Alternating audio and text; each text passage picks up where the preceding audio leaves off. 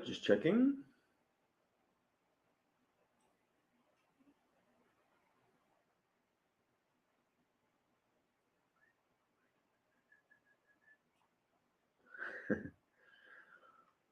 Okay. 皆さん、こんばんは。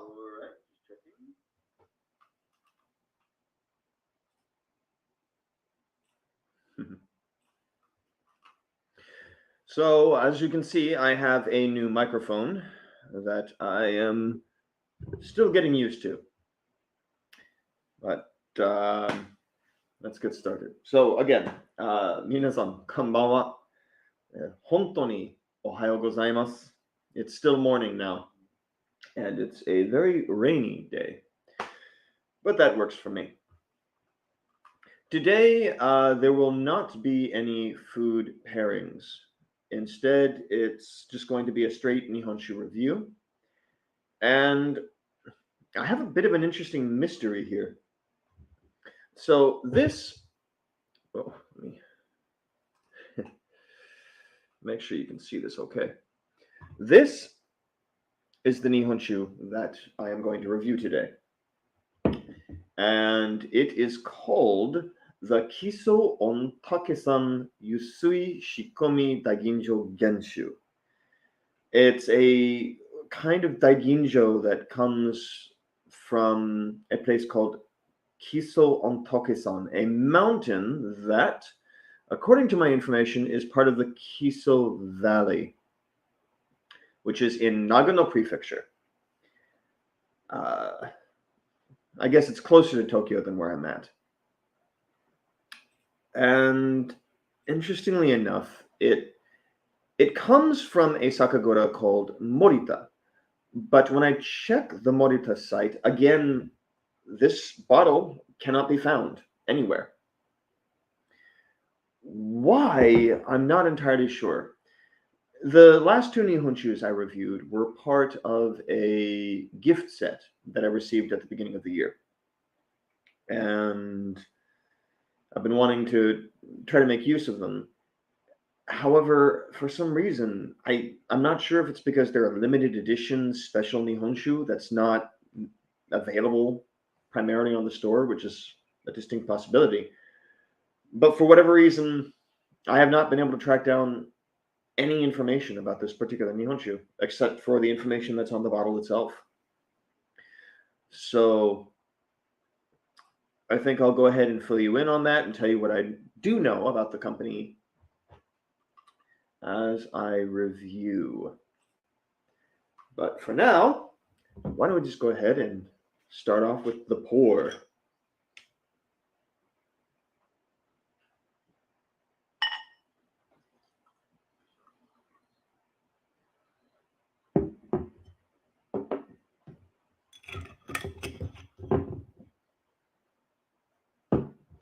Minasan, kanpai.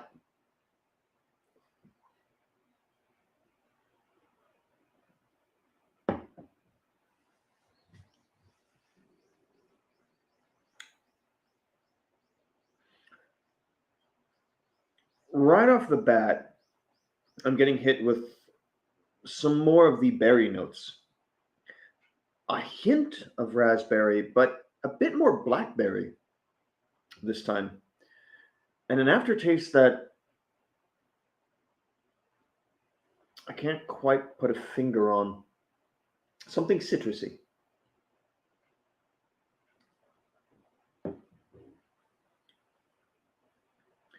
It's smooth. It's not particularly sweet. So the bottle doesn't actually list the Nihonshu though, nor have I been able to find any information about it. But going from taste alone, I would say that it's probably negative or -1, -2.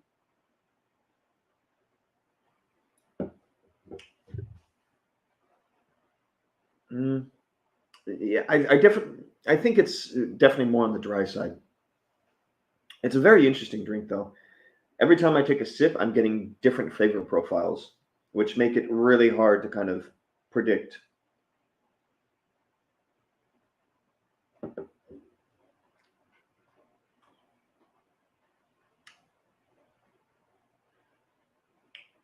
Like right there was a hint of lemongrass again.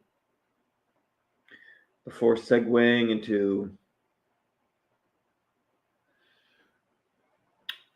oh, I can't remember the name. There's a kind of Japanese lime, I think, that it reminds me of. It's very interesting, as usual. Now, what I have been able to find out is, so this particular, I mean, as with any daiginjo, the rice polish has to be above a certain level. So the semi-bui here is 60%. And that's about the gist of what I know. It doesn't even actually, this bottle doesn't even tell me exactly what the, okay. I believe that this has an alcohol content of about 20%. But I may be mistaken. My Japanese kanji is not that strong.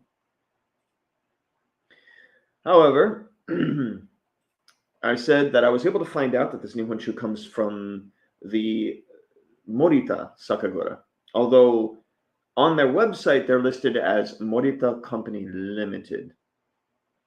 What little I've been able to find out is on their main website. So, from what I understand, the Morita Sakagura began in 1665. So that's quite a while ago. They started out as a Sakagura in the Chita Peninsula in Aichi Prefecture. They then went on to do miso products as well, and soy sauce eventually. So I guess in April 2013, the Morita Sakagura merged 4 Japanese food manufacturers from various regions into their own group. Soy sauce made on Shogo Island and in other regions, Japanese pickles, bottled water, tea, a number of things, which would explain why when you go to their page, it's more of a general storefront. So I also know that the current 15th head of the Morita family is a man named Akio Morita.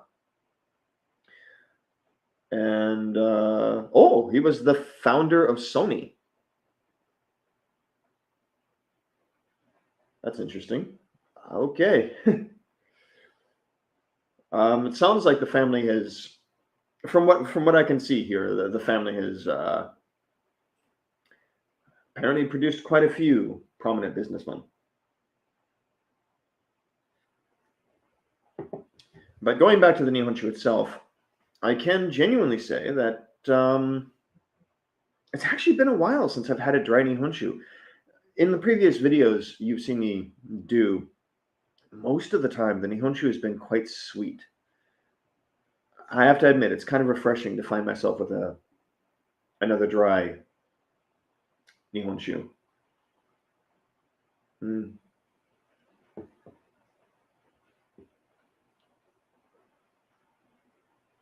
Okay, so this time there was a hint of sweet potato, with just a tinge of pumpkin. This is fun. I've got to look more into this and try to figure out how this was made. This is probably one of the more dynamic Nihonshus I've ever reviewed.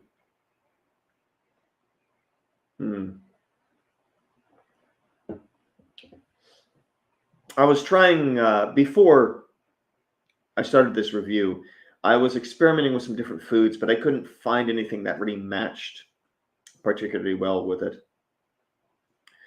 So that's part of the reason I left the food out. I didn't want to try to do a pairing if I couldn't find something that matched. So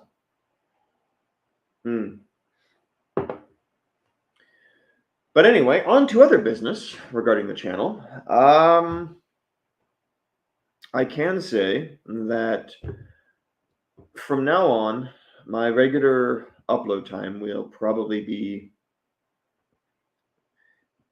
I'm figuring probably around 12 or 12 p.m. my time. So if I can't do pre-recorded videos, I'm planning to do live streams. And in fact, for the next little while, I'll probably be focusing on the live streams just because I'm still working on getting some more equipment and experimenting with the new equipment I just got. Because I did just receive some stuff in the mail that will hopefully improve video quality and give me some more stuff to work with. And I may go ahead and try to film a couple of special videos in the next month. But given the time it takes to shoot the video, edit the video, and the fact that it's just me, I'm going to take it a little more easy, I think. I don't want to I don't want to burn out again like I did the last time.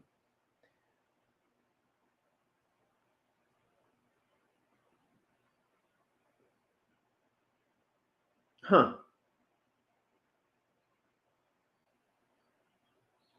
For just the briefest moment, I had a slight hint of strawberry. This is weird. I love this.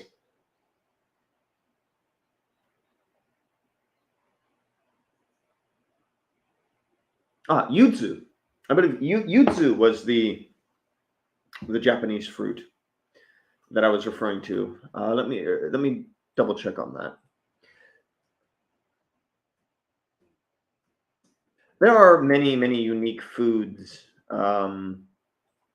here in Asia, so sometimes I get confused on what they are.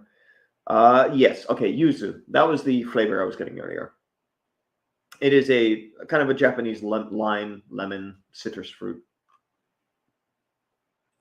By the way, if anyone has any questions, you can type in the chat and I will answer them.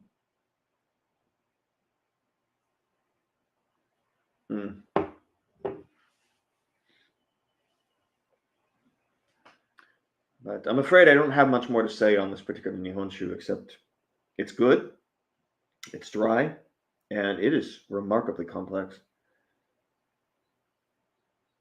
Sometimes, on my channel, a lot of the time I focus on food pairings. And I've mentioned before, a big part of that is because a lot of people try to think of wine in terms of how do you pair it with different foods, when do you have wine. But the fact is that Nihonshu is a perfectly wonderful drink to just sit back and relax to at the end of the day. And, if you don't like sweet, then you can go for the dry scale and, you'll get a lot of interesting flavor here. I mean, this particular bottle, I would probably drink the same way I would drink whiskey. Not on the rocks. Well, I drink whiskey straight, but, you should never drink Nihonshu on the rocks. Heated, cooled, room temperature, okay. But never add ice. Just don't. You'd be doing yourself and the Nihonshu a disservice.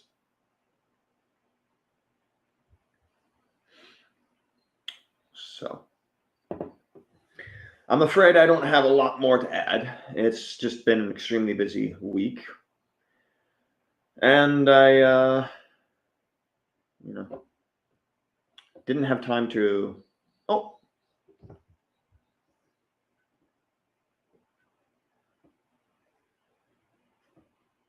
So Yuki just sent a message saying, what about comparing to the citrus grapefruit? Well, grapefruit is a citrus fruit. That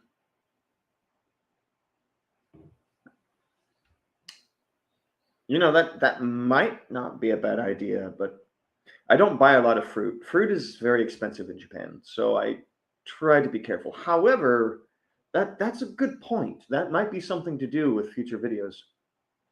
I've never really tried that, but I do believe that is something that I should try.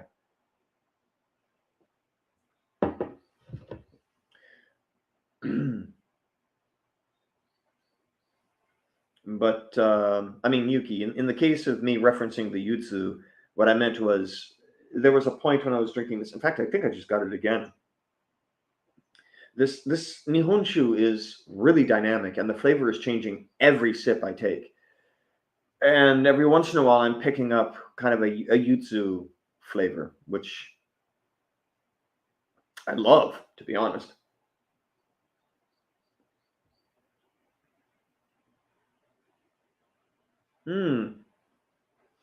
That was interesting. That had a bit of a cream flavor to it.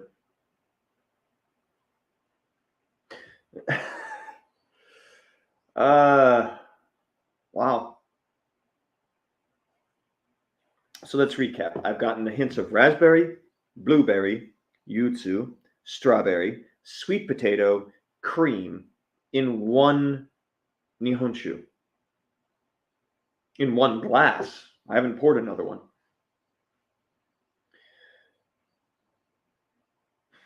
This is why experimenting is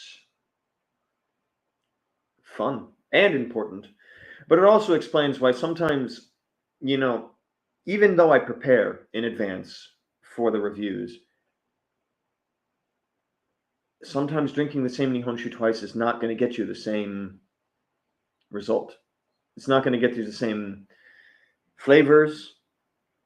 So it can be very, very hard to, unless you drink it a lot, I think it can be kind of hard to describe it on the fly.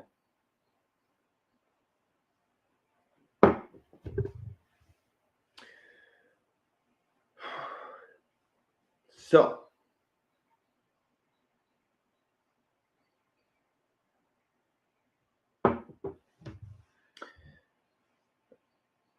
I have several more bottles from that gift set that I received, and I do intend to continue reviewing them. I'm really going to try to find more information about the bottles and why I can't find a lot of information about them. It seems odd to me that even on the Sakagoda's own website, I can't find any reference to this bottle, even though their logo, you can see. Oh, hold on, let me switch back to my. So even though you can see the logo clearly here,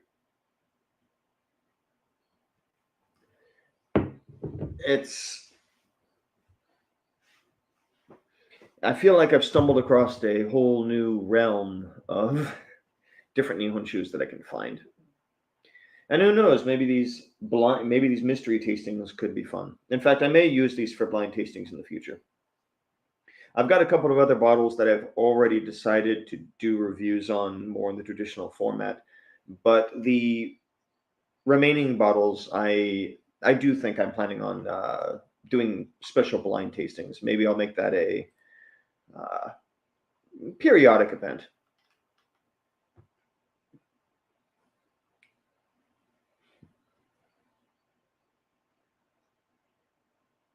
But anyway,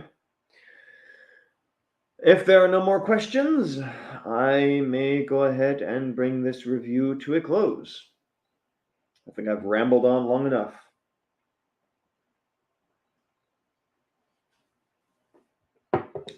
Oh, by the way, to my regular viewers or anyone interested, if you do like this content, please, I have set up a Facebook page and I have set up a Twitter account. You can also follow me on Instagram. I will be sure to provide links to all of them in the information below. And I hope that I will see you guys there. It would do a lot to help me grow the channel. And you can also message me, give me feedback, which I would appreciate. As I get this new equipment, I'm going to do some more experimenting with different styles, different techniques. Like I said, I'm in the middle of revamping this channel. There are going to be changes. And one of those is hypothetically going to be stuff like using this microphone more often and getting used to using this microphone. I'm also thinking of maybe once a month I will do a live private review. Basically, I'll set up a video chat. I'll invite some of the viewers in. We'll sit down, drink Nihonshu together, or I'll drink Nihonshu, offer my feedback and thoughts, and just have live conversation with the viewers. If anyone is interested in that, please let me know. But aside from that, I think that we're pretty much at the end of this one. So, everyone, thank you for watching. I hope you enjoyed this review, and I hope you can forgive me being a little rusty as I get back, into the swing of things. But, I will get better. In the meantime, thank you. And much like discovering this wild Nihonshu, this is a wild one. I hope that you won't be afraid to try new things. Never, ever be afraid to go beyond the horizon. Thank you, everyone. じゃあ、また。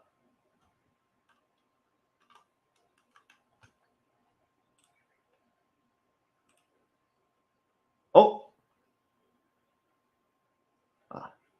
Thank you, Yuki. See you, everyone.